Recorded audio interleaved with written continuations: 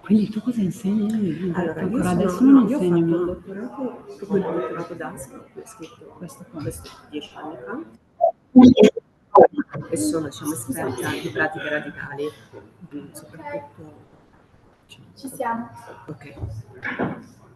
Vado così? Okay, good evening. I am Laura Martini. I am really happy to be here today after some years that I was not here in Polytechnic or talking to students. I've been a PhD student at Polytechnic of Torino at DASP, and I am an architect. And right now I am the general manager of Stratospherica, that is an urbanology agency that organizes and produces open hours. You are all invited. It's an international festival on city making.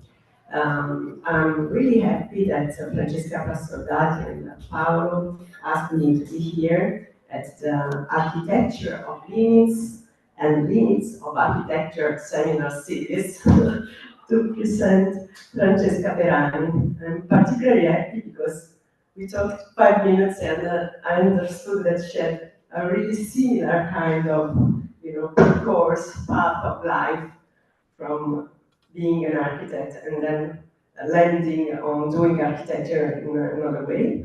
And so I'm really happy to be here to listen to Francesca Perani lecture, and then after lecture, all of you are asked to do some questions, and also I'll try to do some questions. Thank you.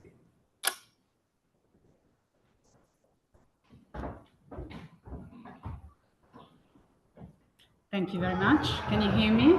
See? Yes.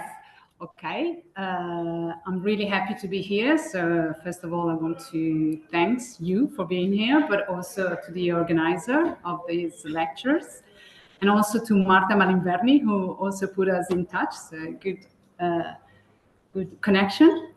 And today I'm gonna talk to you about my path in the profession as an individual, so as an architect, but also what I did together in a plural way with Rebel Architect as one of the projects I'm most fond of. So I live in Bergamo, which is close to Milan, and I live close to the mountains, which I really like. After traveling a lot, so I do like staying there, and this is my little enterprise, like I call it. And I founded my studio in 2007, and just after working for many other offices around the world, so I had this experience. But unfortunately, I couldn't fit in any of them. So I was forced, I would say, to found my own micro studio, which is a very typical thing in Italy, but it's not very good. So I wouldn't suggest anybody to create their own minuscule studio. But instead to create stronger networks and bigger teams for the studio. I was trained as an architect since the very beginning. So I was trained in Polytechnic of Milan and also in Belgium and Australia, where I did my 2 Erasmus. So I had this experience, even if when I graduated, I could also deepen industrial design and interior design. So that was my sort of small let's say, specification about my graduation. Graphic design has been another thing that I always did as a profession. So this is also part of the way I work in architecture. And this took me to work a lot also on signage design, which I found a very interesting way to act on spaces, like existing spaces on a very small budget. You can really renovate it only through graphic design. So this is something I always enjoyed doing. And as you can see here, this is just an example. This was a kindergarten. And the idea was just to renovate the complete soffits. So this was the attitude I used. And in this case, we were trying to resemble the autumnal leaves. And in this other project, for instance, you see an application of graphic design onto an existing 1960s building that is a high school in the city of Bergamo.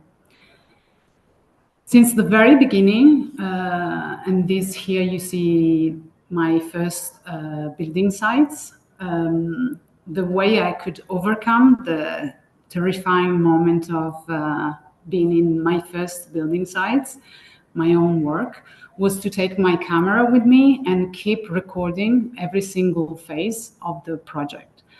And so this became the way also I started working, recalling what was before the building site and what was after through professional photo to my works. So it didn't matter if it was a business card or a big project. I always forced myself in making professional photo for the project. And why is that? Because I was sure that after a very short time, when you deliver a project, also the project might change a lot through the use of the clients, which is normal.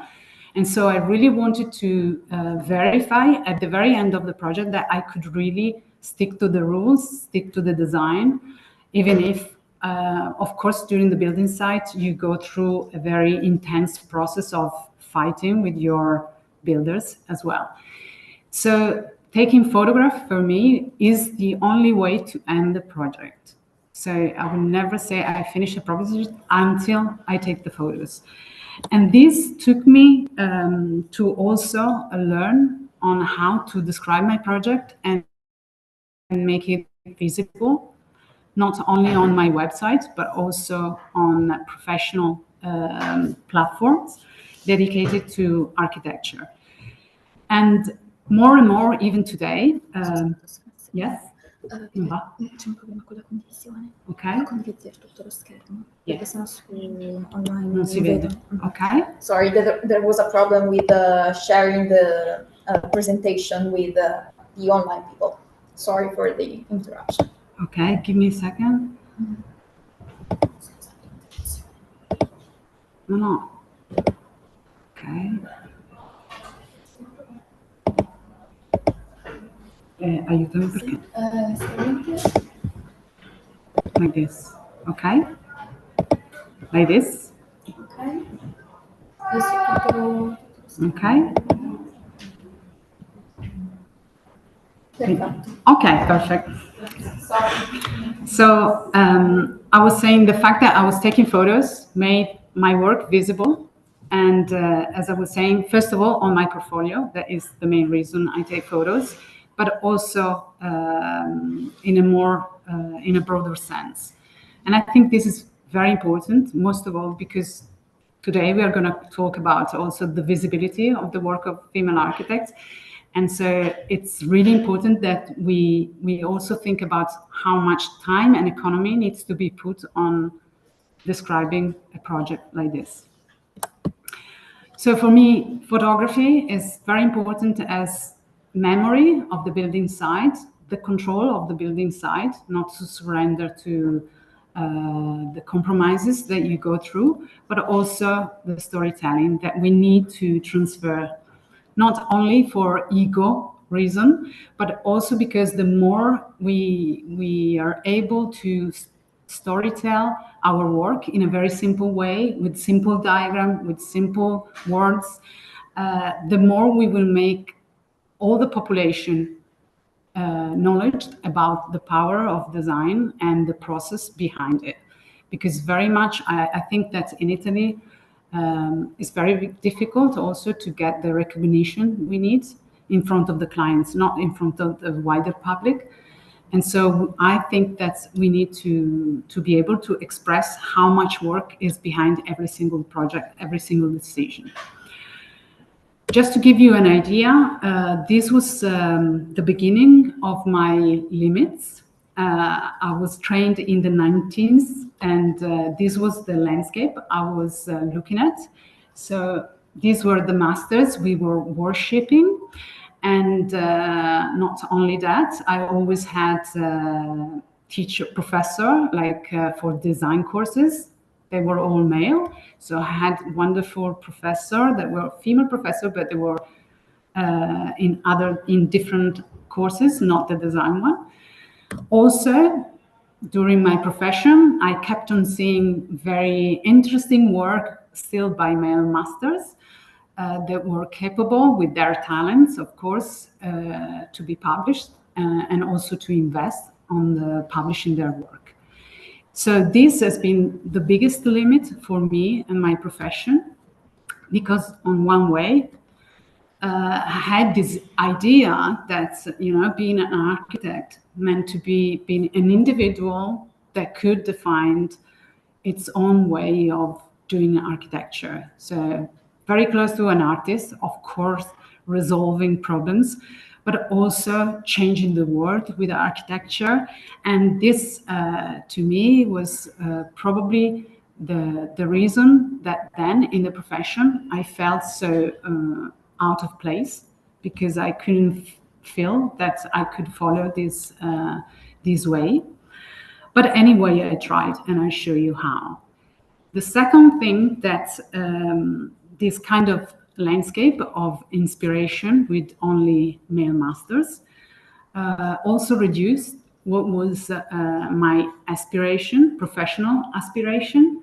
So I can tell you that as soon as I finished university, my highest aspiration was to go into a male master studio and become the right-hand woman. So that was, even if I consider myself quite talented just because of the way I could go through university, I thought that that was the maximum I could achieve.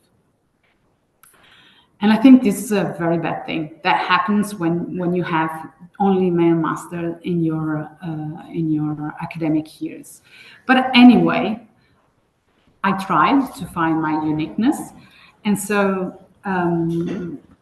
I started researching on the way I was acting on spaces when I founded my office. And I must admit that after resolving, of course, functional reason, I was very into the emotional side of spaces.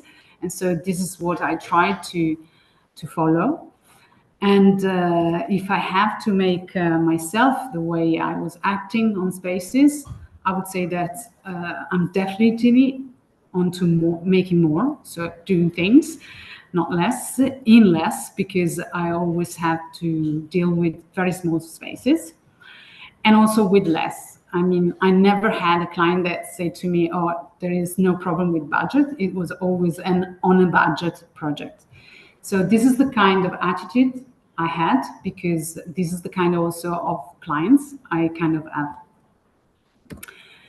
Another thing that was very clear to me was that there was something I never understood, and I still don't understand. That is why we still live in boxes today. We are in a box, we go home, there is another box that is our room, our flat, and whatever. So this is another thing I never felt very easy with.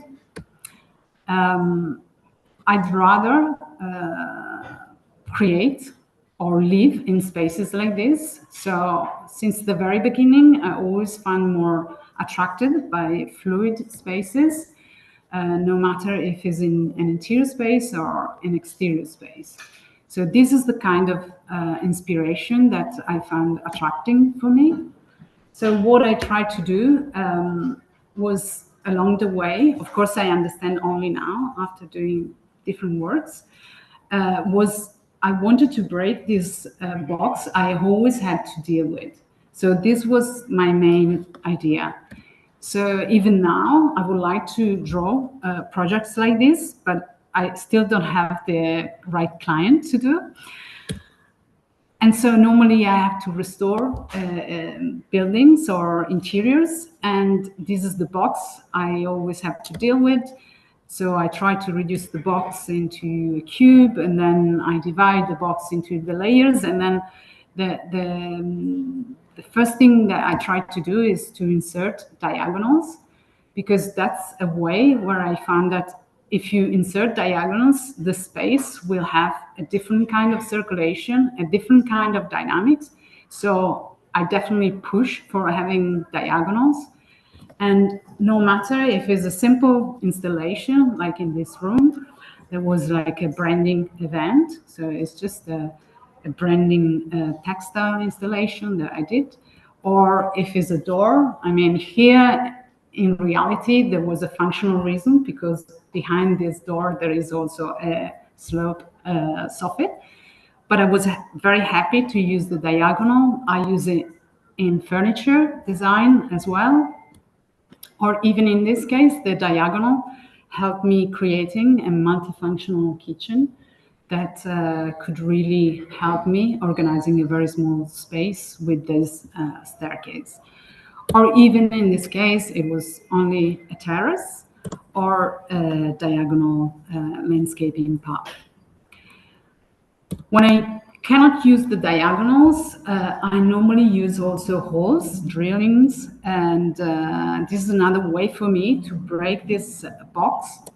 And I was again inspired by my first building sites. And as you can see here, I was just using it to create ventilation inside this box, but also trying to make an emotional connection. I used it onto furniture, just to get the heating through the furniture. But then I started using holes also to act on physical spaces, like with this room that then become again like having many windows instead of creating one big window as you normally do in restoration. And so you can see that, for instance, here, for me to have holes was a way to break a house without having to create new rectangular boxes all over, and was a way also to create the necessary privacy. So we could have light, of course not air, because they are stuck, but it was a nice way, a nice combination of light and privacy as well. Then these holes also sometimes becomes bigger, like in this restoration that I did together with Sandra Marchesi in Albino, still close to the place where I live. This was a project that you see at the very beginning. And even in this case, these windows were creating the sort of look outside the space and the connection with the landscape. So this is the second way I normally use.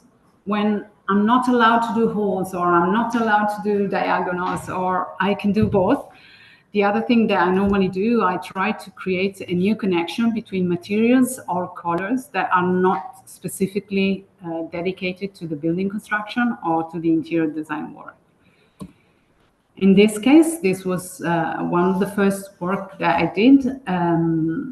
It was just the idea of dismantling this box through the use of pixelate tiles. So this was just the way that satisfied me in the reason of breaking the box, or maybe in this case that I was forced in working in a grid.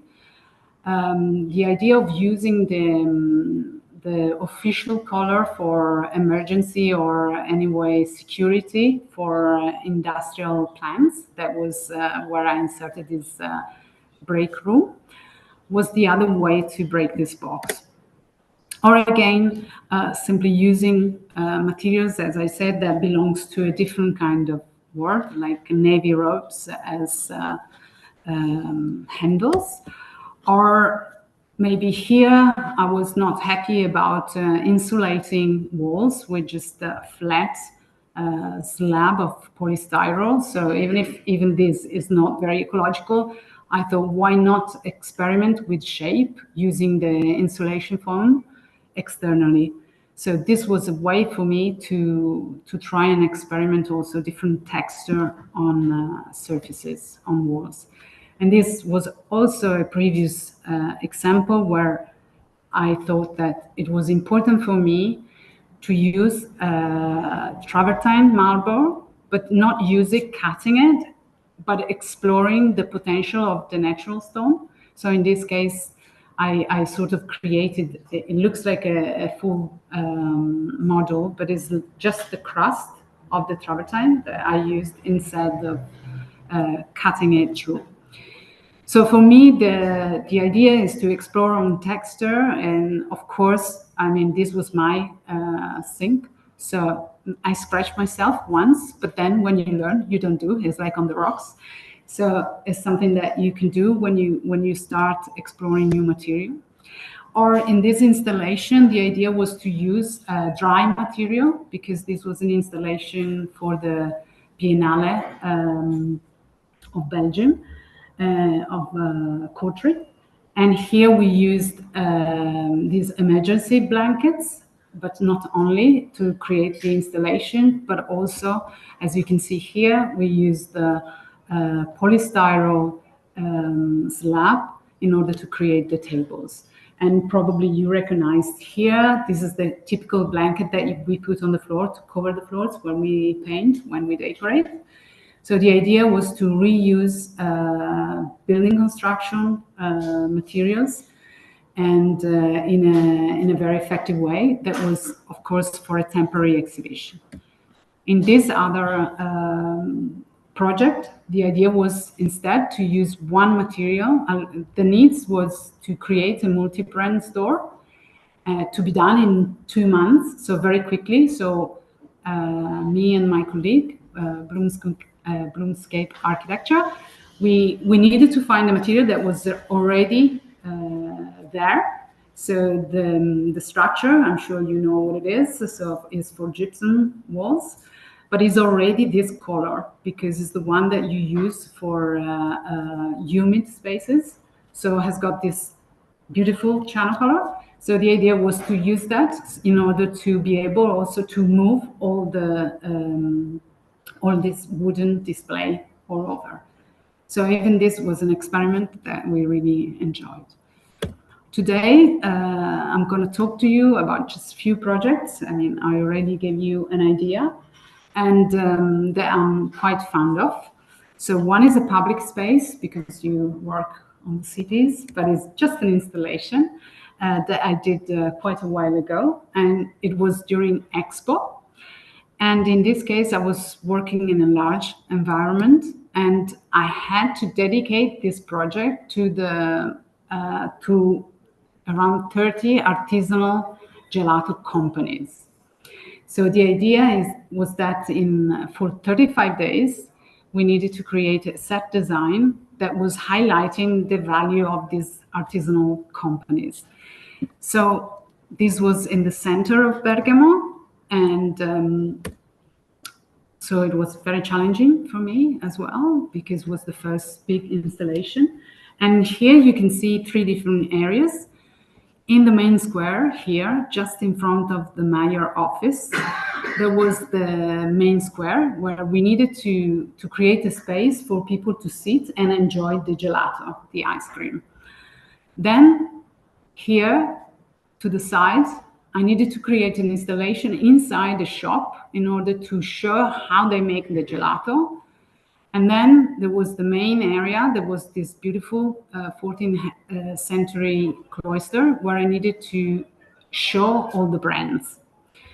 So the first approach was obviously like looking at the colors that were already there and looking also at the characteristic, but everything was so overwhelming and rich and historical that was almost impossible to find the right color to go with all these spaces.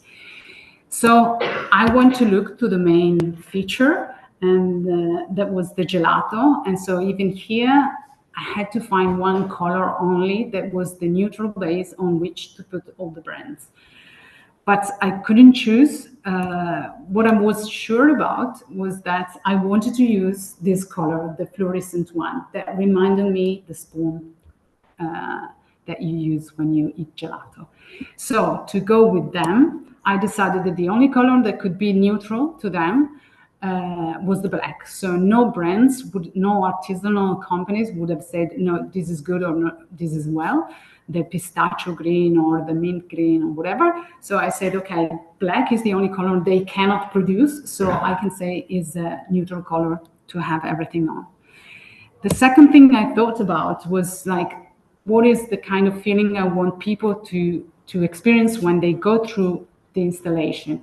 And so I thought I want people to think about when they were young, when they were experiencing gelato the first time, when they were happy, or when we go on holidays. That anyway is the time we eat gelato the most, when it's sunny and when it's nice. And normally we are on the beach, or normally we are in the park. So another idea was to give the public, the user of the installation, not only the idea of a joyful place, but also a barefoot softness. So the idea of walking on a soft floor.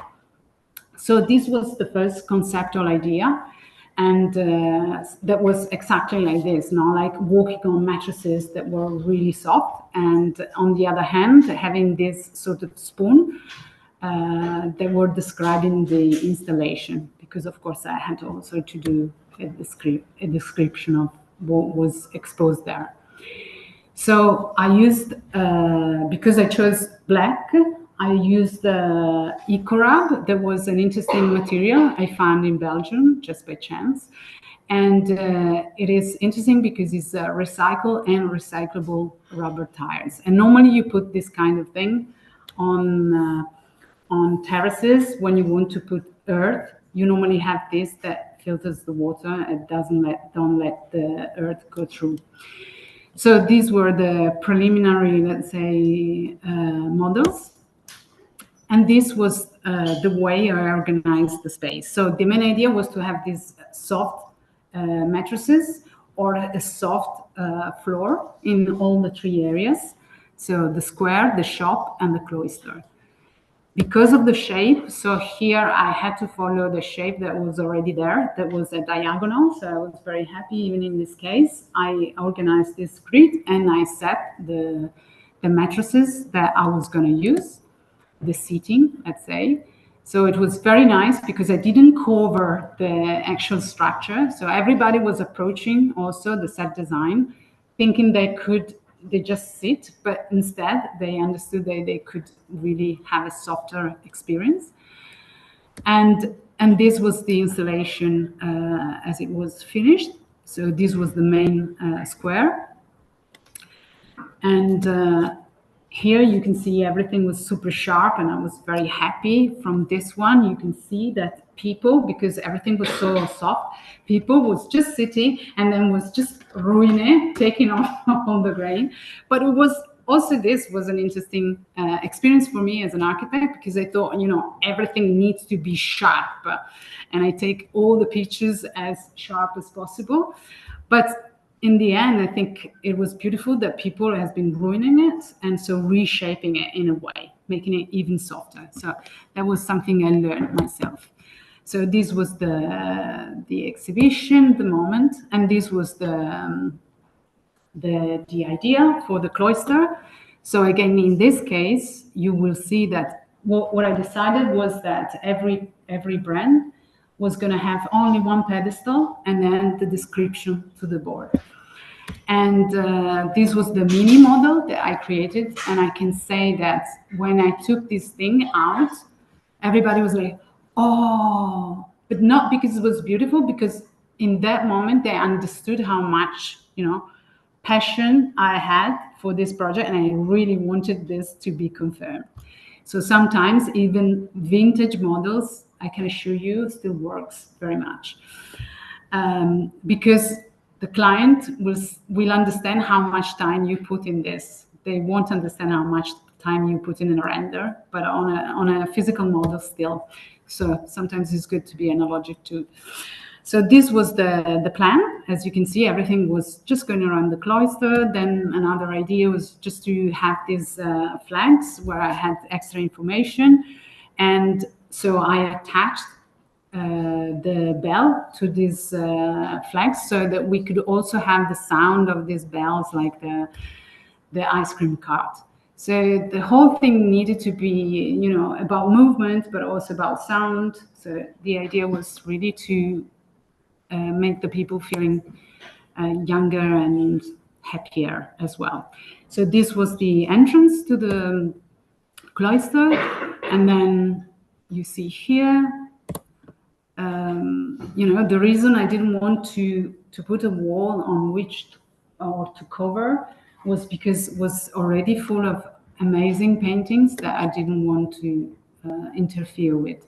So for me, even if I use strong colors, this was the only way to respect, let's say, the existing history of the space. And then, of course, I did the same also for the shop where they were making the gelato. So I applied again this material that for me was the key element. So you can see here that was used day and night. Of course, another thing, if it's an installation for 35 days, you can imagine that if people start ruining it, at the end, it's like you don't find anything. So it's quite complicated, but it went okay. The other thing I'm quite happy about is, I'm very happy about, is since the beginning of the project, we decided that these EcoRab mattresses needed to be removed, and they can be recycled, but back in Belgium, so it was not possible to send them over. So there was an artist who decided to reuse it. So this is also something important. Like, I use it for my own installation, but then it was important to let somebody else reuse the material. So this is something we never do. Like, we are architect and this is our work and whatever, but we should instead become more flexible also about our own search. So in this case, has been used for many other years and is still in another school. Another project I want to talk about is a small urban cabin, as I call it. So a small residential, let's say, micro house that I designed a few years ago, sorry. And I call it with a Persian twist because there is a bit of Persia now, I tell you. So the location is still in Albino, which is the city I come from, Bergamo, but it's quite a dense urban area. And this is the exact space. Here you see one big building, let's say, but it's instead divided for 3 families. And this is the space I needed to renovate, which was just a porch. So an open porch of 25 square meters. And here you can see better the way it was located. So we have the client owned this garden on the porch and was going to her house through this staircase. And the house was only this one. On this other house that is connected, there is another family, and then there was another family in this one. So since the very beginning of the project, I wanted to give enough privacy to whatever I was going to build. So privacy was the most important thing because everybody was just looking inside this area. And this area had the only function that was serving was storage for sporting things like bicycles. But another thing that the client was quite attached was the memory of using the space in summer to have a conversation. So she asked me to have a conversation moments also inside the space. And the idea was really to join 2 cultures as well, because the husband is Persian and the wife is Italian from Bergamo. So the idea was to create a guest house where the kids could play music or anyway hang out with their friends, but also a guest house for relatives that could come over and visit. So this was the main idea. So here you see the plan, and you see that it's a very long corridor and it's like 9 meters wide and 9 meters long and 2.5 meters wide. So because the entrance of the overall garden was already here, I made the entrance here. And then I decided to have 2 services area. One was obviously the entrance, where I placed also all the wardrobes, and then the living space, and then the bathroom. The other idea was I tried to force in a double bed, but it was almost impossible in 2 meters. So I surrendered at a certain point, and I decided to have a very long sitting area that could be also the place we could have 2 or 3 beds. And because I remember that there was this idea of conversation, but we also had these pillars, I shaped the seating with a diagonal, of course, but because was also helping for conversation, because otherwise I couldn't do a bigger seating where you could talk to each other, but you had this pillar in the middle. Then the other functional position was to place also a mini kitchen in this area. As I said before, privacy was also the other thing that I needed to resolve in order to use the space as much as possible. So I create this micro garden that needed to be the filter between the different families. And in this case, I really followed, like I took from inspiration, the Persian traditions using the bristle-ale and the pointed arches, and also the indigo blue. So this was the palette I chose for the interiors. So you can see the OSB, the blue, and the metal mesh, and also the marble that was a sort of black and white negative of the OSB. This was the idea. And because, why did I use the OSB? Because I really wanted the space to be bigger, even if it was very small. So one idea was to have everything with the same material, from the floor to the soffit. And here you can see the way it looks during the day, and here during the night. So moving the table, we could still use the table for eating, but also having the beds. And here is the section of the space. So we also decided to have a garden over it in order to have more insulation, thermal insulation. And here you can see the main feature, and then the 2 big windows, and then the main sitting area that you saw before. And these are the sketches I did, of course, afterwards, post-production, but was done to show how I cut the metal mesh, and in order to bend it. So here you see the idea behind it, and this was the model I created. I was really keen on using cork at the very beginning of the project, because I thought that cork was giving me the power of doing at least 3 areas. Then I had to resolve the flooring. But it was what I understood as well. I started this project thinking I want to do everything sustainable material, but I couldn't, because when you work on small production, is very, very difficult to get the right materials, because it's costing a lot, because they have to move a lot of material from another place. So the CO2 that you're using for the truck is worse than the material you're using. So let's say this for me was a bit of a failure, because I really couldn't do with natural material. But anyway, I tried as much as possible to work with simple material and very low cost, and still quite attend to the environment. Here, sorry, you see the entrance and all the storage. That, of course, the storage needed to be also the place for the washing machine when they will put it. And then this was the main sitting area.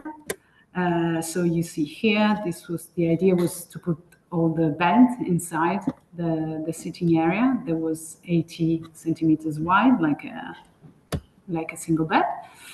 And here you see the conversation, let's say, area in front of the windows, and then the shower room.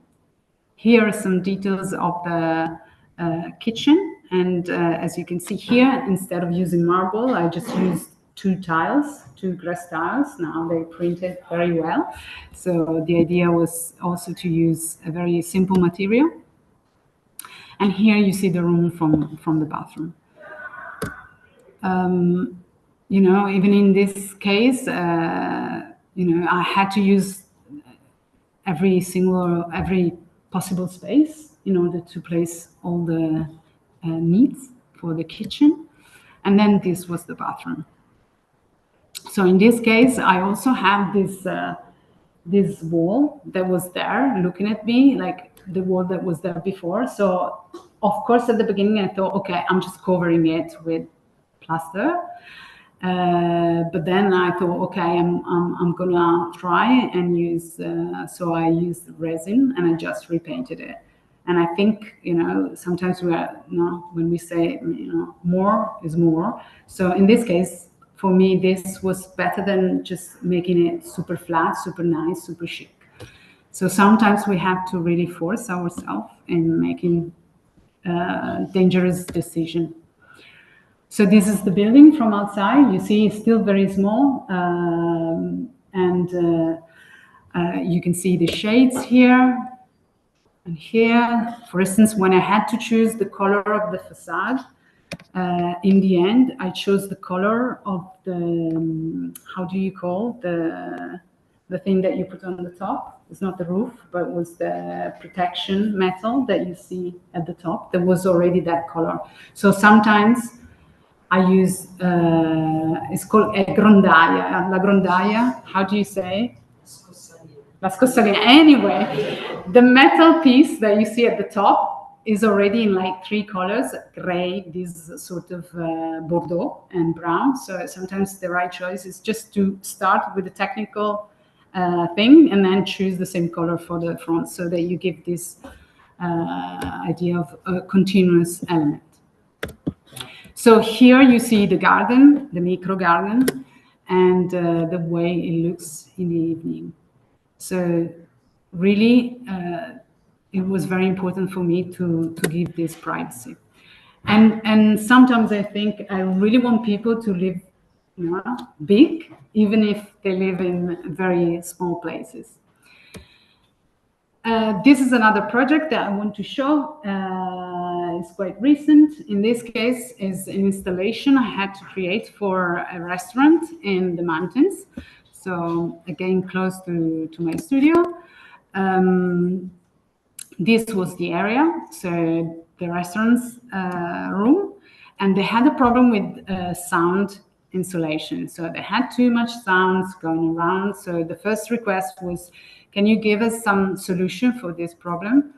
But I didn't want to do anything about the flooring. There would be a way to resolve it. And so I thought about something that needed to be hanged to the ceiling. The other thing that they wanted was to create a separation between the main room and the pizza making area. That was this one.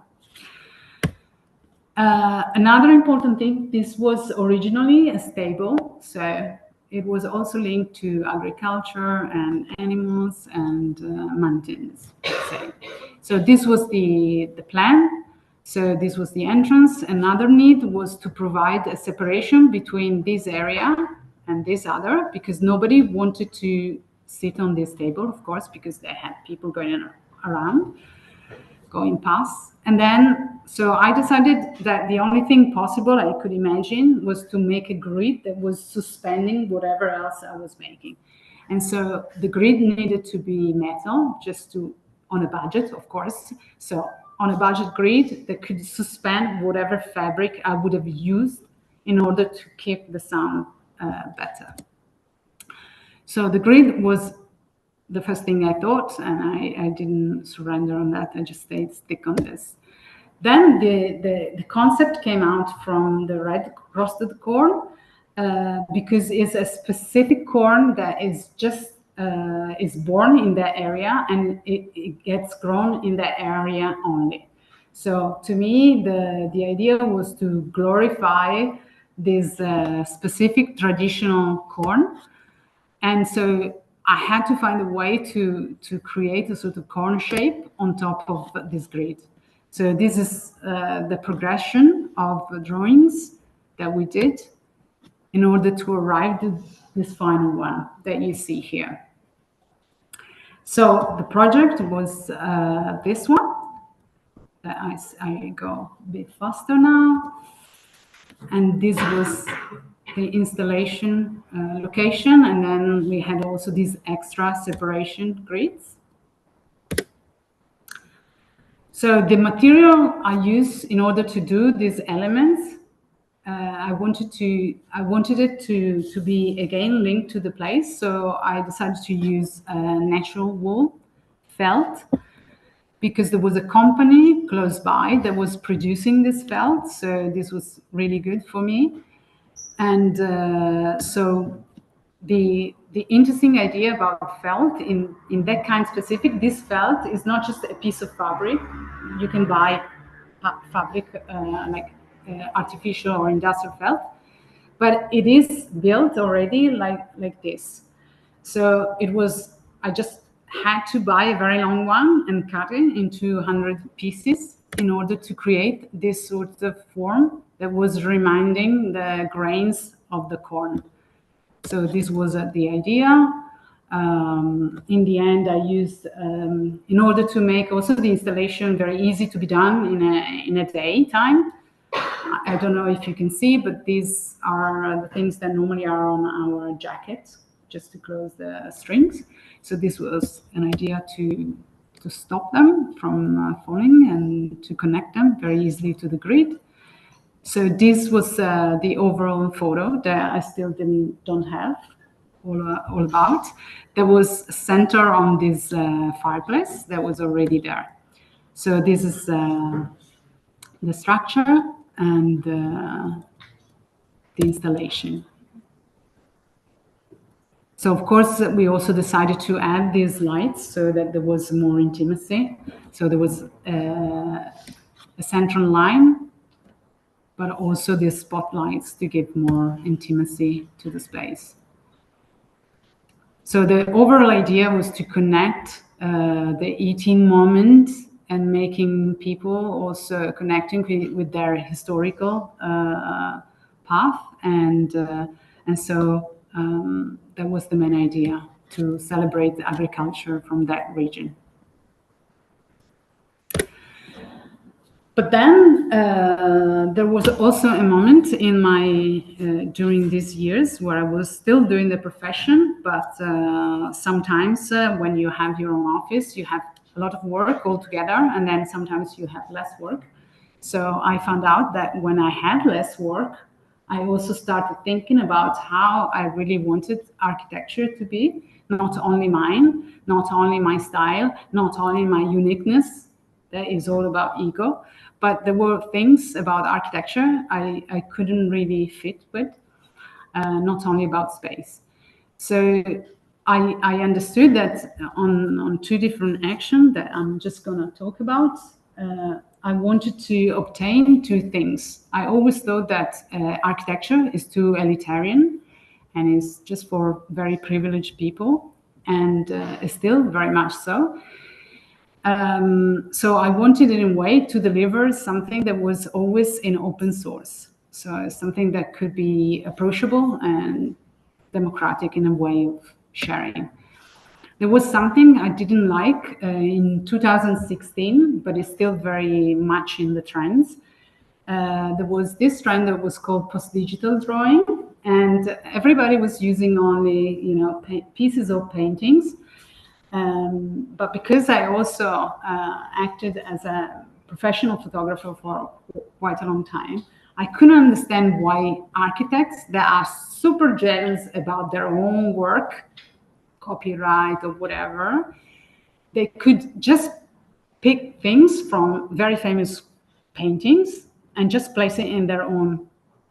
Okay, I just thought that it was something that you can do as a student, but not in the real professional life. So this thing was really something that I couldn't accept very much. And so, of course, not to take off any talent of what we could see in these drawings, but I just thought it was not good. So together with another friend of mine, visual artist, we started providing a new open source platform. And of course, I was very inspired by Skalgubbar. Do you know Skalgubbar? Cutout people? No, you don't know?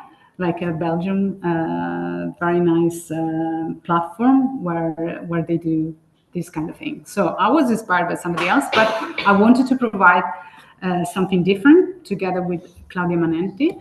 And so we started delivering free open source silhouettes in order to change these, because I wasn't happy about that. I tried to provide something new. So this was a mix between illustration and photography. And then we also moved, and this I did with Ilenia Perlotti. We decided to do something that was more about creating diverse cutouts that could, fight for diversity, inclusion, and go against stereotype and bias. So this was another idea that was, of course, about the skin color, but not only. It was, as you can see here, very much also against all stereotypes. They are still very vivid, even today, that can belong to sport, profession, or also sexual preferences. So the idea was to make the potential for cutouts to create more diverse renders for students or anybody interested. And then I also created a sort of neutral group of person, because I thought probably this was also needed. And when I did this project, I just started out because, as I said, I had less work in that moment, but it was really a way to create an open source material that then went downloaded by at least 100 persons from all over the world. So even if it was a small project and was more about illustration to be inserted in architecture, it was my way to say something different from what I could find myself online. But then, almost 1 year after that, I started together with a very nice team. We started Rebel Architecta, and that is a project I'm very fond of, because it made my idea of architecture completely different from what I got before. And the main idea was to detox architecture from inequalities, starting from a gender perspective. So we know there is a lot of discrimination in architecture, not only about women, but we started from that, thinking about also the other discrimination. And we did as a plural act. So I was not doing my architecture, but finally I was together in a bigger team and we were doing something different.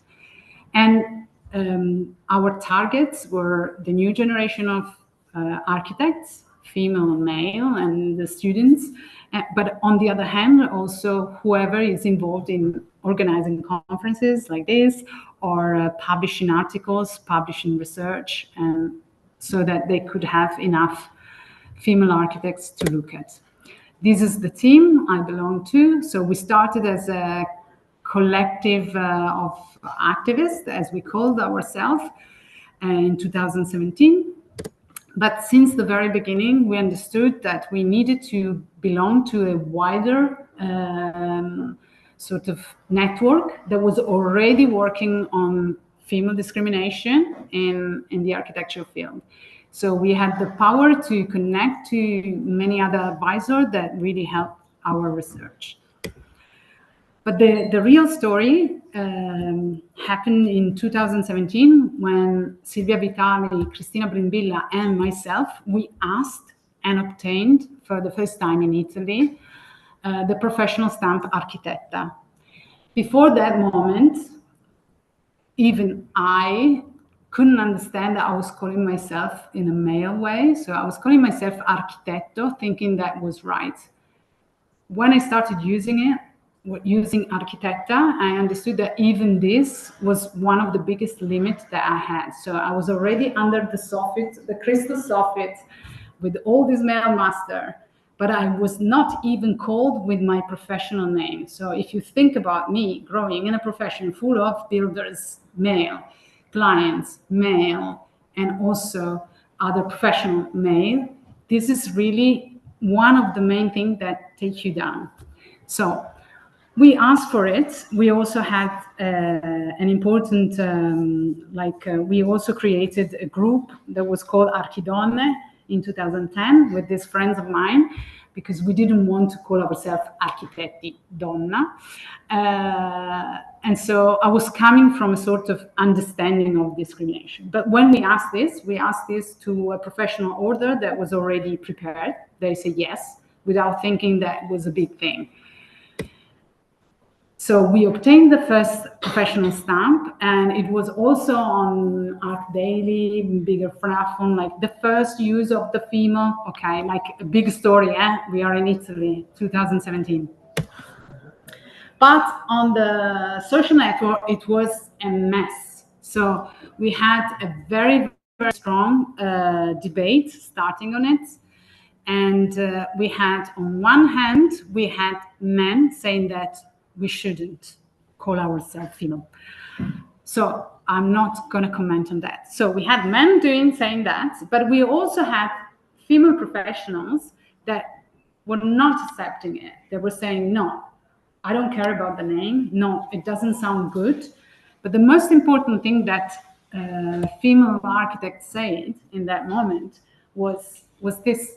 After all the trouble I went through to be called an architect on site or on whatever meeting, imagine if I start over with architecta. So it's so difficult to be an architect, a female architect in the profession, that for some of them it was just too hard to think about it. They had already so many other problems. So we said, okay, if we go against the Italian female and male that don't like this word, we are just not going to win. So we start researching on architects, on female architects and the situation. So in Italy, just to give you a few information, we are 160,000 architects, which is 1/3 of the full European architects. So we are all in Italy. We have the same number of architects that you have in United States. So it's something already unbearable, okay? So we are like sharks to each other all the time. That's already the profession. But inside this incredible and to me is like unbearable also number, we have almost 45% of female architects at the moment. But if we look at the under 35 years old female architects are already more than the male colleague. And even in this room, you know, also in university, female students are more than their male colleague since 2010 already, overage in Italy. So what we say is that architecture is definitely female. So sorry for male here, but it's our turn. So architecture is full of female, but there is a problem. We are invisible. Yes, still now that we fill this room, we're still invisible. And this is because we have to face measurable gaps. One of these is this one. I'm sure I don't have to explain, but it's always good to give some information, some data. So overage, that when you have a family or household work as well, females spend at least 4 hours a day for the family. I said 30 per week, but men, overage of course, spend 4 hours a week. And sometimes I say it may be when they sit for the dinner, well, I don't know. But anyway, so this is something that happens. So it means we have less time. So even if we are super talented, whatever, if we don't find the right welfare, and in Italy we don't have it, we are going to have less and less and less time. So I always thought that the problem of time could be addressed also in the school, in universities, when we train to be architects, because I was listening to an interesting conversation from our students from Harvard, and they were saying that they didn't want to have so many nights to work on projects, because this was also forcing them thinking that if you don't work overnight and if you don't work overtime, you'll never be able to produce good work. And this happens in universities also. So when you get and work for a new studio, you just want to show how good you are, and you start working overtime. If you work abroad, they also know that because you work abroad, you don't have connections, so you will work a lot as well. So we don't have to be trapped in this situation, because in that sense, if you decide to have kids, if you are male or female, both, we'll have a problem with the profession. So the profession should also reduce the timing in order to let people having children and also still do the profession. But going back to us, so this is the first measurable gaps. The second gaps that is there now is that as you graduate, as you go to the offices, for some reason, just because you're a female, you earn less than a man. So this is another important thing that needs to be addressed. So in offices, we think there should be like a regulation. But otherwise, you don't know. You start your office, you don't ask anybody else, how do you earn? You don't know. And then you find out 2 years later that you are earning less than your colleagues. So the overage that I think is important to know is like that you earn 37% before being 40s, but you earn for 50% after, because probably you have kids, so you don't have the same amount of time, so you cannot stay in the profession as much as the killers that stay overnight and blah blah blah. Okay, so this is very important also to remember. So if I don't have time, I don't have also the economical space to do what I did. For instance, I don't have kids, of course. I took photos of my project, I did post-production, I did the drawings, I'm here for this conference, I've been spending time preparing it, and I can do it because I have the time to do it and also the economics to do it. So this is also to say, sometimes it has been said to us, oh, even if I'm looking for female architects for the conferences, they don't come. Well, they don't come for this reason. It's not that they don't want to come. They don't have enough space to be there. Also, we find out that architecture is invisible in conferences, and this is what I was saying before. So we produced a data that was analyzing 400 events, and we find out that 37% of these events are all male conferences. So in Italy, especially, even now, sometimes we see this situation and nobody cares, nobody say anything about it. So we try to step out and say, no, we need to have gender quotes. So we don't say, pink quotes, but we say we need to have 50-50. We need to show students, young professionals, to have this a balanced way to present architecture and its differences. And it's very easy to say that nobody cared about, because nobody cared about the fact that we had 19 Venice Biennale in architecture, always with male. When I talk about the Italian pavilion, just last year we had a group of young professionals, the Fosbury architecture, with 2 female architects inside. But it's very rare. So as you can see, we are so used to have only men that we don't even think that this is wrong. So we say what we needed to say. We say, okay, we do the Time for 50 campaign, and we started trying to tackle the system, asking for equal participation. One important thing that I want to say is that along the research we did, there was this interesting book that was written by Despina Stratigakos, and she's a teacher from Buffalo University. And she mentioned in this book that 1/3 of female professionals leave their job due to the lack of role models. So only the fact that I don't see role models, I will shift to another job. So it was important for us not only to stick on the name Architetta and keep fighting with all the people that was against it, because we thought we needed to give this name to the new generation. It was not for me. It's not for me because I was already, I already lived with a different male name, but was for your generation to take the name for yourself.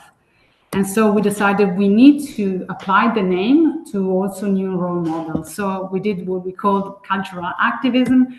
We start searching for one female architect of excellence a day for 365 days in order to make a book for the Biennale of Venice 2018. And so we tried also to define a new way of doing architecture. Just to give you an idea, we find a professional like Gabo Heindel, I don't know if you know, from Vienna. She's very interesting architect. She's an activist in urban planning. She has been experimenting with a new form of residences, community-based. So she also tried to address discriminated communities of residents, discouraging housing speculation. So she was also working very much on credit and the way we get money to get our own house. I really like this project that she did, and it's called Intersectional City House in Vienna. And I like the fact that the facility was welcoming people coming from different religions, different languages, and even different residency status. So also this was an idea to accept everybody. So be sure they were trying to have a very intersectional house. So I would suggest you to look at Gabo Heindel, really interesting. But also we like Helle Scholt from Copenhagen. And what she said is she thinks that the cities should be designed to encourage healthy choices. So she worked on the redesign of pedestrian mobility to fight childhood obesity. So she understood that most of the stops were very linked to fast foods.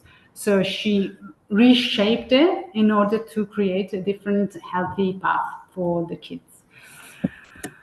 Or also Liz Brefford. I mean, she's from Canada, from Winnipeg. And she, for instance, says that she's a designer of public spaces conceived to shape diverse identities. And so this is quite nice. She just won this, I think now she built this monument. Is an LGBTQ plus injustice monument in Ottawa, where she created this, not only the monument, but she wanted to have a space where they could protest, discuss about the civil rights. And then she also is the first one who created this sort of slide inside the park that is addressed to wheelchair users. So this is not to say that female architects work in different ways, but certainly what we can say is that female architects, because they were pushed out of the architecture field, they've been trying to find new ways to be inside. So they found other ways to survive. And this is quite interesting. So this is the reason it was interesting also for us to look at new role model.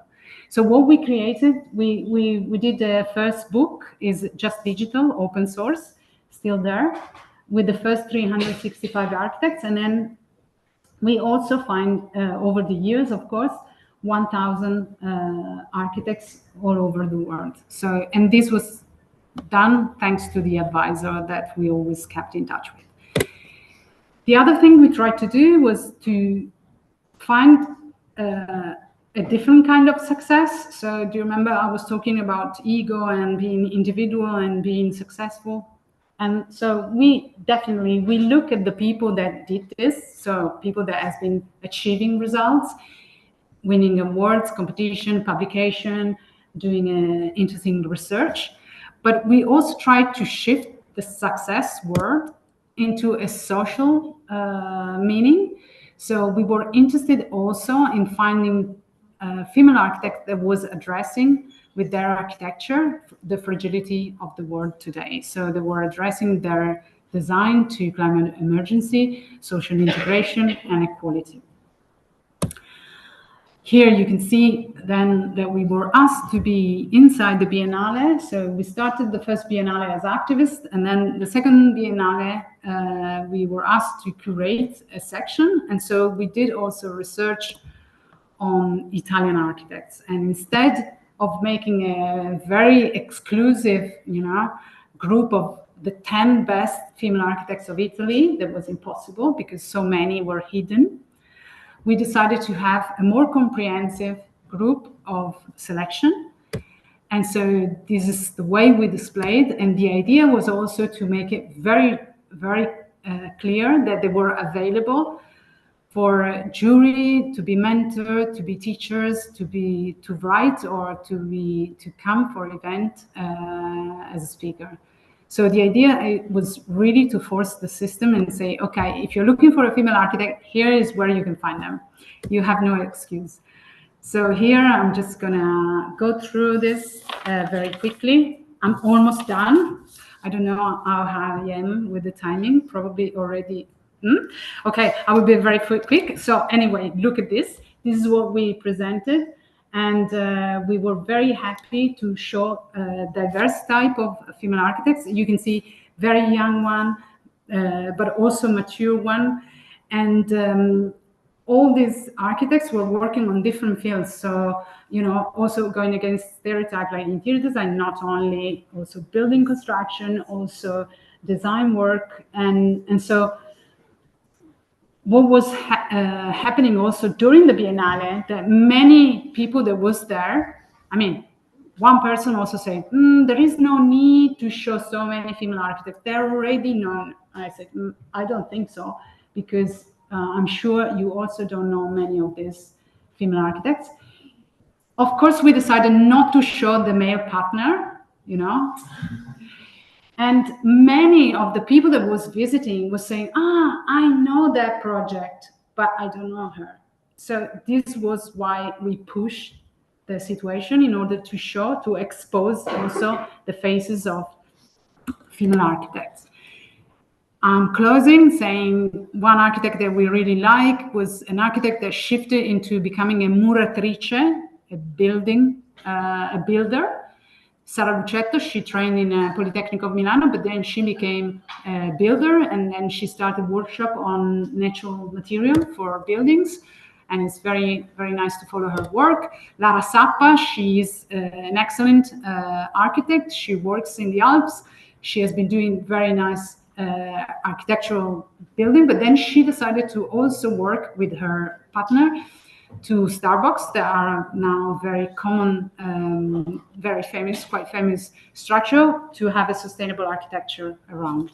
So, and Marta Macaglia is also an architect. She moved to Peru, learning in La Sapienza, Roma, and then she built 10 schools in 10 years in Peru. So extraordinary female architects that are doing different paths that can be also seen as a potential for us.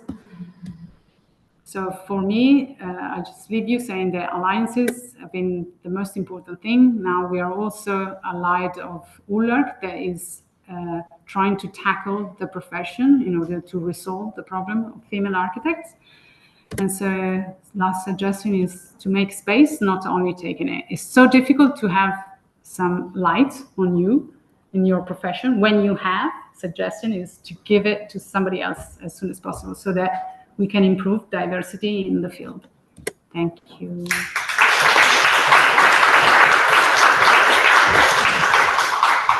you, Francesca.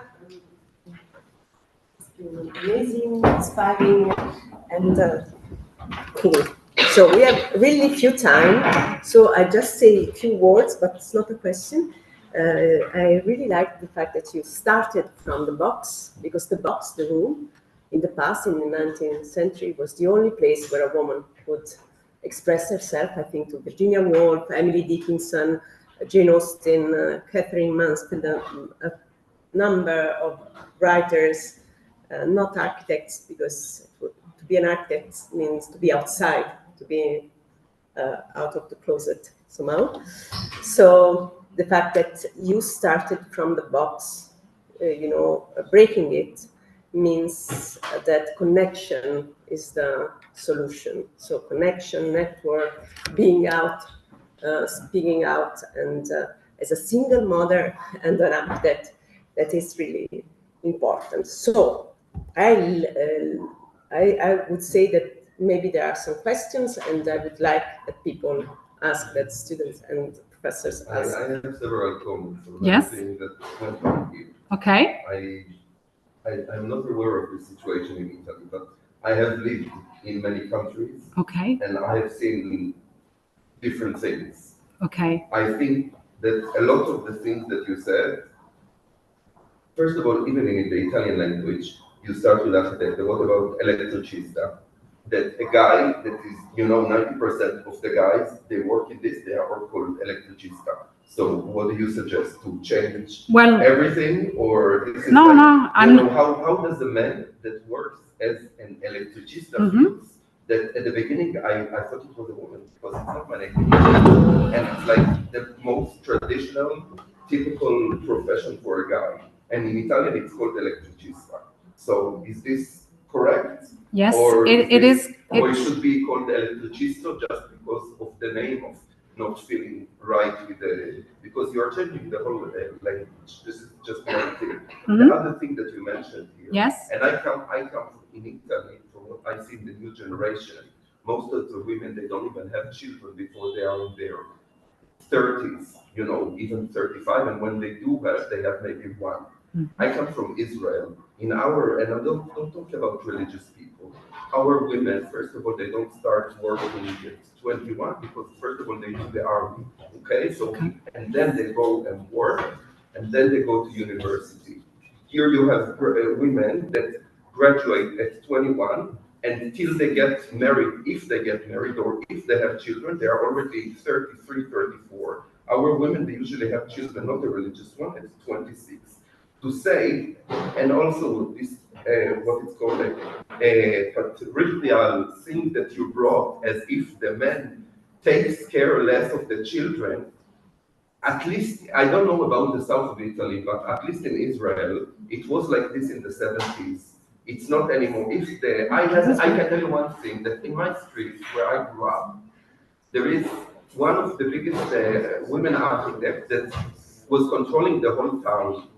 Her husband saw that she was successful, so he took care of the children, So I think that what you presented here is the reality about Italy. I bring data. I don't think so. And the other thing that you say that women are not equal in finding jobs, I can tell you personally that, and it's not only in architecture, if you go to the biggest firms in London and Berlin, because I was in architecture, but I had friends, and you try to get accepted, if you are a really good-looking girl and you dress nice, you go to all of those big firms, more than 50% of the people who work there are women, and a lot of them, they got accepted because of their looks and the way they dress. So, reality is one thing. I'm not saying that everything that you say here is wrong, but I think that a lot of the approach that you showed here, as if the men take care less of the children, as if the women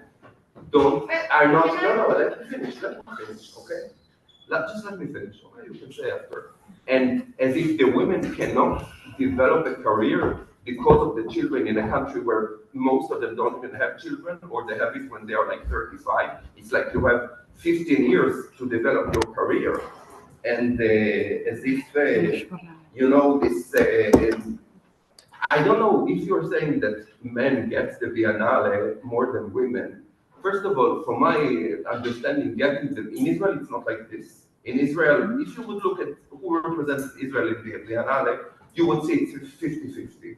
And it's not because the women were shouting, it's because they were very, they developed really nice projects, interesting stuff, In Italy, maybe, what I think is the real reason for this is that you have several architects, like Renzo Piano, like that are already from the older generation, that are so based into this, that we don't have because our country is younger, that maybe they are still holding their places, and it's harder for women maybe to go into something like the Biennale. But to take this and say that it's like this in all of the West, in the East and countries that are more religious and more conservative, you can say there is a lot of discriminality. I agree with you. But to take what you said here and implement it on all of the West, especially Nordic countries or, even Israel that is supposed to be religious. It's not the case.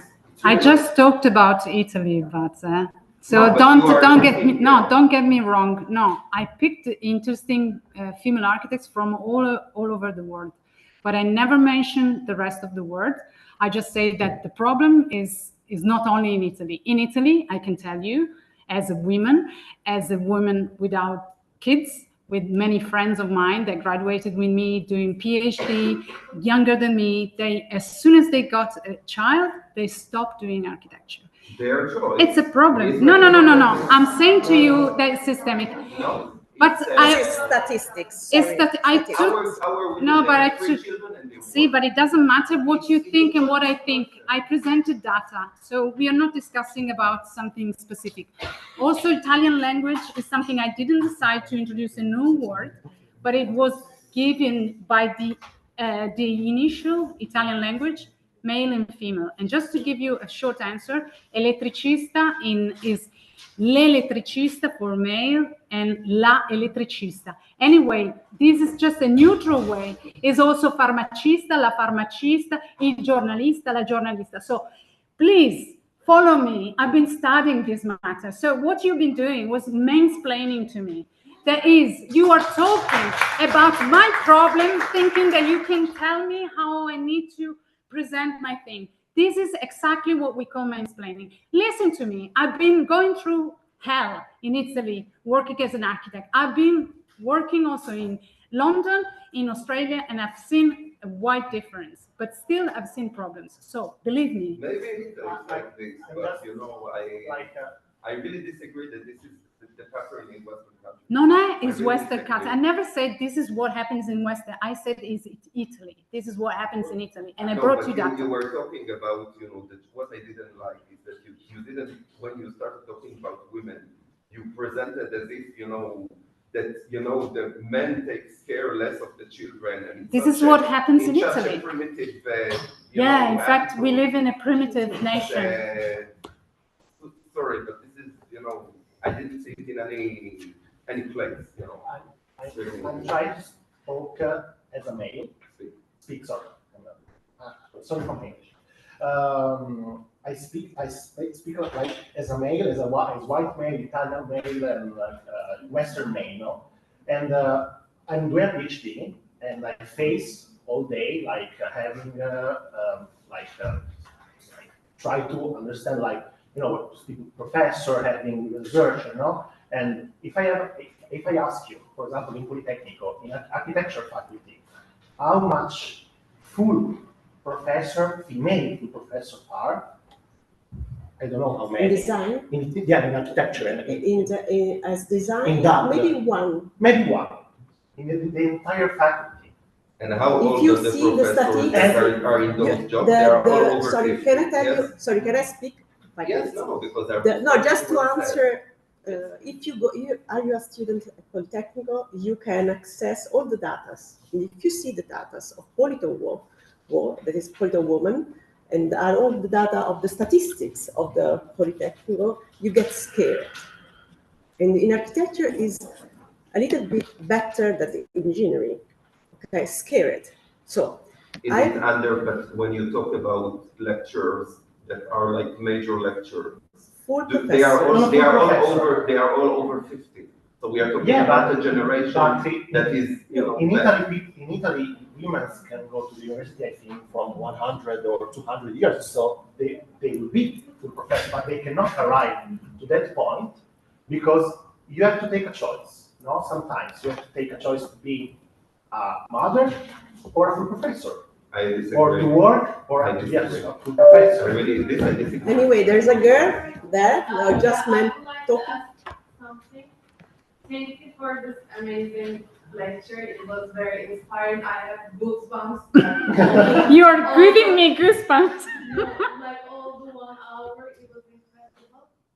I just wanted to ask, you started this incredible motion, and I'm curious if it started to spread out in other countries, if they got inspired by this, what you're doing as a vision, and they maybe started doing it, I don't know, Belgium or other countries. Maybe. There were already many other associations. What we tried to do was also to concentrate on, we were delivering new role models, but we were also sharing the models that they were giving. So it was like an exchange. So since the start, this thing about giving space, even if we are doing our own thing with our own energy, is really so powerful, because out there, outside Italy mostly, there is more this idea of networking in order to empower everybody. So there were also new collectives that started, like Architect Plus. They started redoing it because they saw us. So it was really more empowering what we saw already out there, and also how strong the connection became. So being an architect is a very solitary profession in general, even if you're in a team. So the most important thing is really to keep connected to, foreigner, to the people you study with, to keep this connection being the strength of your profession in order to survive. In Italy, it's very difficult, but maybe a word. Thank you. Well, once again, thank you for the presentation. It was very enlightening. And also, I think we all know that even today, women are the primary caregivers in the society. Even though it's changing, maybe if one of your friend takes care of this family, you cannot be blindfolded to the rest of the cases where it's not happening. So we should take care of, we should consider all the cases. Yes. So I wanted to ask you, she's talking to me, I answered. We all know Okay, that women have I don't know. primary She was talking. I want to stop you immediately. This is not the way to speak in a lesson. If you don't stop immediately to tell her interrupt everyone, tell her I can call someone from the interrupt. Yeah. Interrupt. This girl was talking really bad to me. Nobody. Yes. You are rude. You are rude. And she was saying something. Can we end the seminar in a good way? You are not an example. You are not an example of a really quiet and kind person in this moment. So you don't tell her that she's rude because if you don't you are one of the examples. Sorry, sir. If you don't accept my views, I was talking to this lady. I respect what she. No, let me finish. If you don't accept what I said, this is one thing. I was talking to this lecturer. This lecturer is very interesting, okay? I disagree with her. Now this lady here said something, she looked at me and she said, and then this girl comes like this, like interrupting and shouting at me. She's not going to shout at me, that's all, done. Can you please? Please let me clarify that I was not asking you anything. I was just commenting on what you said, and I did not ask you any question, and you did not let me finish, okay? So please, I wanted to ask her a question, and you are not giving everybody the opportunity to ask a question. Go ahead. Okay. So since architecture is a very demanding field, as we all know, I want to ask how we can create more of a work-life balance. How did you, as an architect, achieve that throughout your life? Well, the first way I achieved is not having kids, as I said. So. But for me, it was not a choice, but probably was not in my, in my life, having kids. But I would say that it's really necessary to have a shorter time work. So for me, if I had to suggest, I would do 4 days a week work, not more, in general, because I think otherwise we cannot balance our life. Most of all, we all knew after COVID that we need something different than just work. And so the reduction of the hours will be a solution, because if you finish at 5, if you force everybody finishing at 5, when I was working in London, it was like this. Who was working for more hours was just the slow one. I was there, still a machine like Italian mode, but it was wrong. So I understood straight away. So I stopped going there on Saturdays. I finished at 5. And if I couldn't produce, I was not a producer. So we need to shift in university. We need to become more practical. So we start knowing how we need to also practice architecture, not only learning how to do it, but become already more cut out professionals. Plus, we need to ask and this is fundamental, paternity leaves the same amount of days as women. As you ask for this as a welfare demand, and it needs to be mandatory. So as soon as you create mandatory paternity leaves, you will have a balance. Maybe not the perfection, doesn't matter, but you will, it means that because this happens when I employ you. If I employ you, you're 25, 26, I look at you and I think, I employ you, but then maybe she's gonna have a baby. I should have the same regard in accepting a man coming to my studio. I should think, he's 30, maybe he's gonna have a kid. You know, this is the first kind of a discrimination that happens when I look at you and I see that you're a woman and you could give birth to a baby. So we need to ask a certification of equal payment during our first years of architecture in the profession, and then we need to ask for less hours in general so that we can keep the balance for men and women, because even men are not happy not to look after their own kids. So I'm not saying that men are wrong. I'm just saying that the welfare is not helping women to be professionals. Also, I think I just want to say something about this. I think that this is something very important that you brought up. I think generally, I don't know about, I suppose the Italian society doesn't, in Israel, having children is something very, basic. So when a woman, everybody is having children, and there's a lot of consideration from the, boss of the company or from the colleague if you have children, so you get extra time even if it's not registered on your rights. Again, I'm not sure, maybe you brought a point here, that maybe in Italy it's not as recognized and respected to have children, and they don't take so much consideration in somebody that have children. We have also paternal leave already, like Sweden. This might be also the case, that, because the society here doesn't see children as important as our society, they don't think that, somebody with children deserves extra time, that they can leave earlier, that they can. In our case, if you don't give those rights, everybody's going to look at you as if you are a really bad person. So yeah, that could be one point of view. Okay. Yes. There was the last question. Yes. I'm very glad for your presentation. I completely agree with you. I'm Brazilian, and our reality is quite the same as Italy. And actually, my comment is regarding the arquitecta thing. That for me was a surprise when I came to Italy, because Portuguese is such a similar language to Italian. And when I was translating my CV, I had arquitecta in Portuguese because it's normal for us.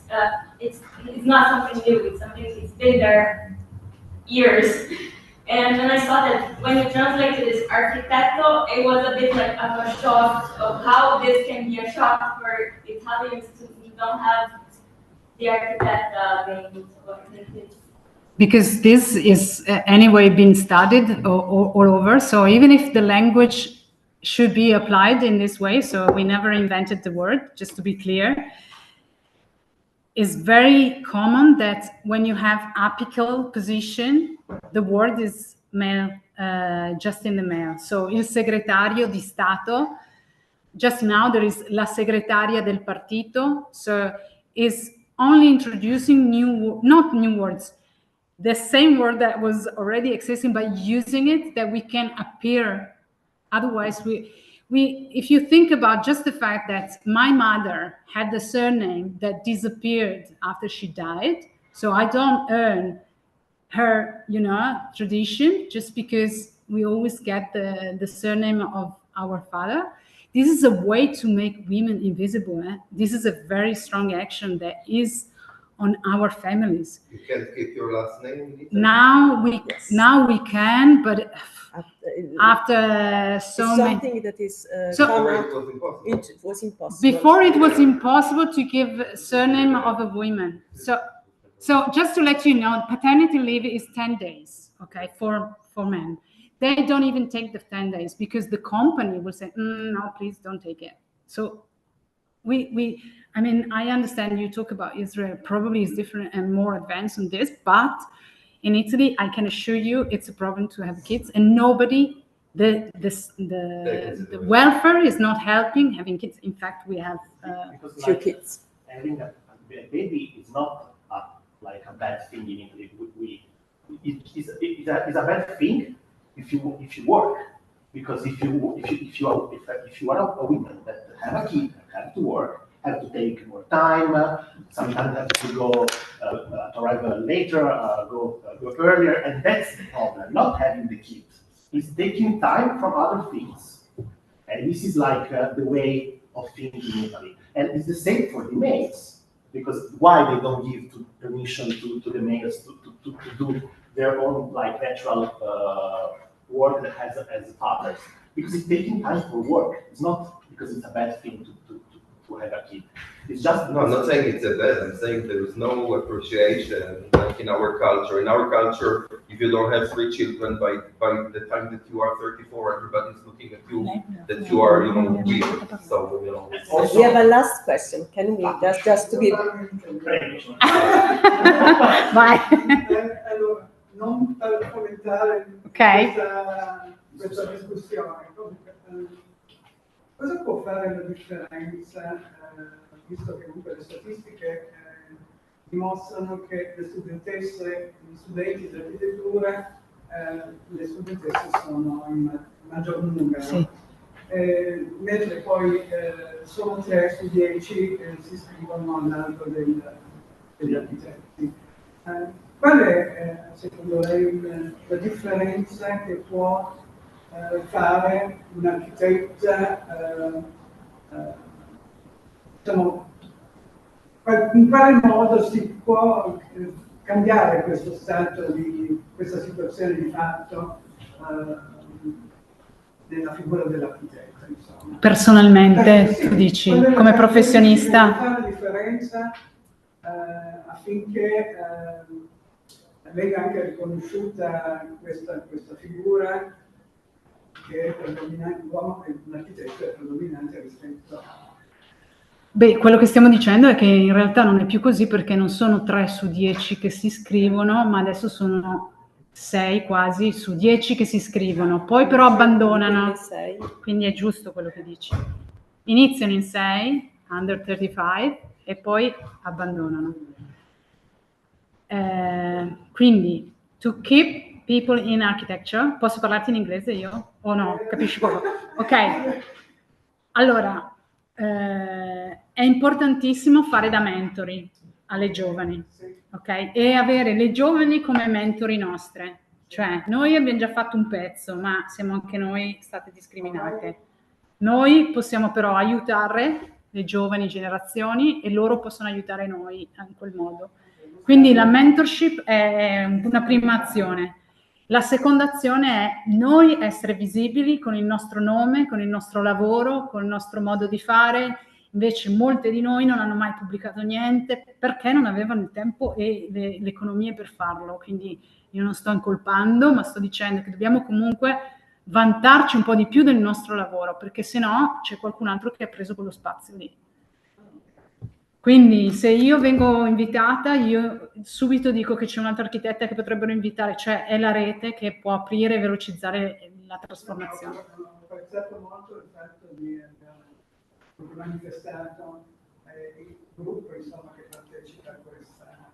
Sì, perché comunque da soli non possiamo neanche pensare, è per quello che... E poi per quanto invece, faccio 2 domande, per quanto riguarda invece l'allestimento degli interni, dove nasce questa focalizzare gli diciamo, interni? Io ho notato che comunque la luce è predominante in questo allestimento di... Quale? Quello del ristorante? Tu dici? Sì, ok. Non solo la luce, ma anche la materia, sì, e diciamo, i colori. E soprattutto l'osservazione, perché mi è piaciuto il fatto dell'osservazione che crea l'elemento che poi fa da filo rouge sul progetto. Questo mi è piaciuto molto. Grazie mille. Penso che questo, cioè anche ho sempre trovato a volte troppo costruite le spiegazioni dei nostri progetti, i riferimenti. Io che ho questa affinità più col mondo del design, in modo un po' più, diciamo, superficiale, più emozionale, preferisco dire che comunque, perché poi questo l'ho capito, che alla fine gli architetti e le architette più bravi sono quelli che sanno raccontare meglio qualsiasi idea, che sia profonda, che sia leggera, no, in tutte le attività. E quindi io dico, siamo anche un po' più rilassati e pensiamo al valore emozionale di alcuni segni più che dover dare per forza delle spiegazioni ai massimi sistemi o inserire una citazione di un mail master. Questo no. Non lo vedrete mai sulle mie presentazioni. I just have a last question. Okay. About like your work as an architect. Okay. Is different. I don't know because you sometimes you have a project also with other studios, so probably yes. You work also with mails and yes. something like that. You notice differences, for example, when you for example, are in a building site. Like, for example, the workers are like, dico in italiano perché magari cioè, il riferimento è sempre comunque se sei con un collega, parlare con un collega rispetto a te, o c'è rispetto per il ruolo in quanto progettista in un cantiere? On building sites. So on building sites, it looks sometimes like the most difficult thing. Like, of course, the first building site that was in Pragelato here, and I was super young. I'd never been in a building site like a reference. So I went there and I started saying, can you please move that light into that and that and that? And I can assure you I was crying every night because they were not doing anything. So having an environment full of male monsters, I would say, because we were really under minus degrees. So it was also a tough situation. Being too kind couldn't work. So I'm saying already that because the work is mainly male, they are used to work in a way where you have to force yourself becoming brutal.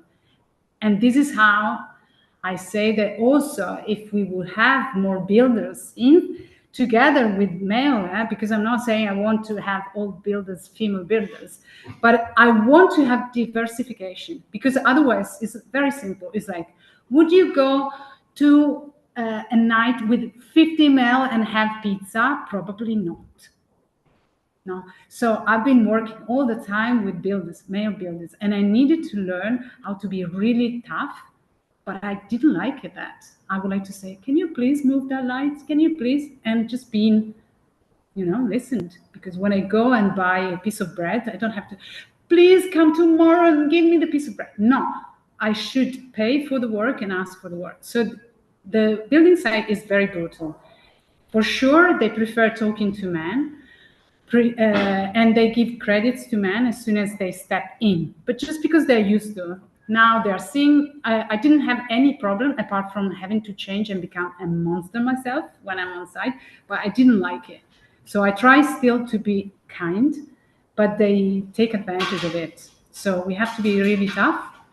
And well, I normally say I'm an architect. You call me architecta. You don't call me signora. And this is the first thing. This is typical. The second thing is you just keep on doing your work. If you're good, there are no problems. But it's a brutal environment. Is a really brutal environment. So I cannot say I don't have any problem. I didn't have any problem. I did have problems because I was a woman and because they're all male. But that's normal. I mean, in any profession, if you are the only one and you have just colleagues that are female, you will not find. Not sure. I had the other problem like you are describing. There were only female. Exactly. It's not good. It's good when it's a diverse. You have a diverse situation, and plus, as you notice, most of the project I did with other colleagues. So for me, it was normal just to share also the difficulties of being an architect. So okay, I've been doing my own things, but really the main thing have been done together with other teams, other colleagues, and this is something we need to know already before exiting the university, so that we have a different approach. But you have a president that is a woman. What is, I can tell you that and in a lot of countries, Western countries, women, in order, because you're talking about welfare rights here. So why not, for example, in Israel, we were a more paternalist society, let's say 40 years ago. The women went and forced the government they got legislation to get those rights. And now, for example, you have a woman president, something we had only once in Israel, like maybe years ago. So why not? I don't know. Maybe you did it, but why not to go? Why not to go and try to change the legislation that will force the employers to give you those hours or to treat you right? Or because in Israel, even if the guy wants to do something like this, he cannot, because there is first of all he would look bad for the society. But it's not only this. If for example he would fire somebody who is pregnant, you know how much money he would have to pay if she takes him to trial, like millions, because it's all legislation. You cannot play with it. Yeah. So why, when you go being active, did you go also to try to talk with politicians, women, to change the legislation, to give you the rights? Because maybe it has to do also with old legislation that doesn't give you something, that you should have. I think this is the way it was 40 years ago. They forced people to get a new legislation. And now, even if somebody doesn't feel right, if he doesn't do it, he has to pay a fine, or it's just like this, One step at a time. Yeah. Yes. So, yeah. Okay. Thank you. Thank you. Thank you for